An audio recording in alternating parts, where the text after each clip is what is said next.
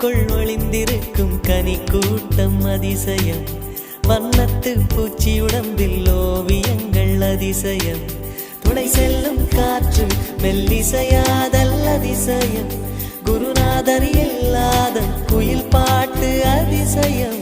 அதிசயமே அசந்து போகும் நீ எந்த அதிசயம். கல் தோன்றி மண் தோன்றி